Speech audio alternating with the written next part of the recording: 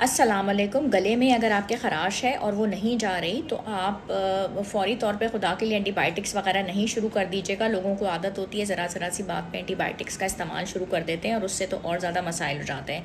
आप शहद वाला पानी, नीम गर्म पानी में थोड़ा सा शहद डाइल्यूट करके उसको इस्तेमाल करें, उससे आपको बहुत फ़ायदा होगा।